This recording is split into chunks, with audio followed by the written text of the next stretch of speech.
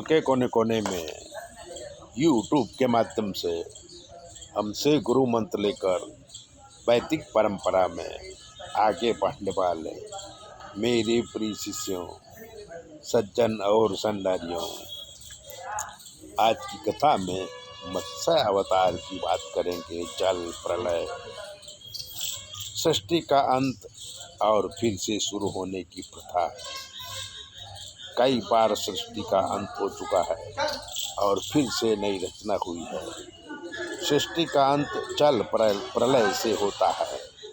पूरी पृथ्वी जलमग्न हो जाती है, तब मत्स्य अवतार होता है।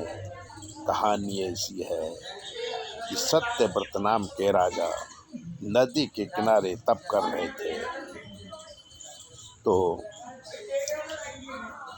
अर्घ देने के लिए, सूर्य नारायण भगवान को अर्घ देने के लिए उन्होंने अंजलि भरी, तो एक छोटी सी मछली उनके हाथ में आ गई। राजा को दया आई और सोचा कि अगर इसे नदी में डालूंगा तो बड़ी मछली इसे खा जाएगी। इसलिए वो मछली को अपने कमंडल में डाल के महल में ले आए। सुबह देखा तो मछली बड़ी हो गई थी, तो राजा ने उस मछली को तालाब में डाल दिया। दूसरे दिन मछली इतनी बड़ी हुई कि तालाब छोटा पड़ने लगा। तब राजा ने उस मछली को नदी में डाला। तीसरे दिन मछली इतनी बड़ी हुई कि नदी भी छोटी पड़ने लगी। तब राजा ने मछली को सागर में डालने की व्यवस्था किया। मछली को राजा सागर में डाल रहे थे कि मछली मनुष्य की तरह बोली कि राजन, तुमने मुझे बचाया है, इसलिए संकट के समय मैं तुम्हारी मदद करूंगी। आज से 7वें दिन पृथ्वी में जल प्रलय होने वाला है। पूरी पृथ्वी के प्राणी नष्ट हो जाएंगे, इसलिए तुम एक बड़ी नाव बनाओ, उसमें वनस्पति के बीज एवं ऋषि मुनियों को बिठाओ, और जब नाव पानी में तैरने लगे तब मुझे याद करना, मैं तुम्हारी रक्षा करूंगी। मछली के कहने के अनुसार राजा ने एक बड़ी नाव का निर्माण करवाया और सभी वनस्पतियों के बीज उसमें इकट्ठा किए, ऋषि मुनियों को बुलाए और सबको नाव पे बिठा दिया। तब सभी लोग नाव में जब बैठ गए तो जल प्रलय हुआ। अब नाव पानी में तैरने लगी। चारों तरफ पानी ही था और कुछ दिखता नहीं था। तब राजा ने मछली को याद किया। बड़े से सींग वाली बड़ी मछली प्रकट हुई और कहा कि अपनी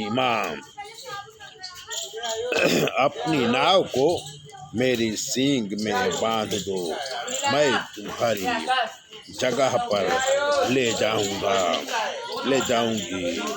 तो राजा ने नाव को मछली के सींग में बांध दिया, और जब नाव मछली के सींग में बांध दिए, तब नाव को मछली खींच के और एक पर्वत के पास ले गई, उसके शिखर में बांध दिया। तो ऋषि लोग सोचे कि कोई सामान्य मछली नहीं है। तब उन्होंने स्तुति किया।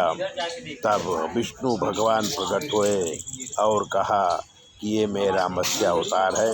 7 दिन बाद पानी उतर जाएगा, तब तुम लोग जमीन में बीज डाल देना और चारों तरफ सृष्टि में ज्ञान का प्रचार करना। समय समय पर मैं तुम्हारी मदद करता रहूँगा।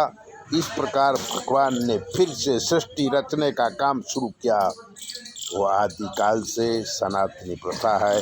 बाद में समय समय पर अनेक धर्म पंथ प्रकट होते रहे और सृष्टि आगे बढ़ती रही। अतिशय पाप बढ़ जाता है, तब कलयुग के 4थे भाग में जल प्रलय होता है और फिर से सतयुग का प्रारंभ होता है। ऐसा कई बार हो चुका है। रवि से शनि तक 7 बार हैं और ये चक्र चलता रहता है। रविवार घूम घूम के आता रहता है। इसी प्रकार सृष्टि भी घूम घूम के आती रहती है। ऐसी बातें जानने के लिए चैनल को सब्सक्राइबर कर दीजिए, लाइक कर दीजिए। और अगर आपको ज्योतिष दिखाना है तो 9825200108 पर फ़ोन करिए। हम आपको बताएंगे कि आपके जीवन में क्या कमी है और आपको क्या करना है। चैनल सब्सक्राइबर जरूर करें।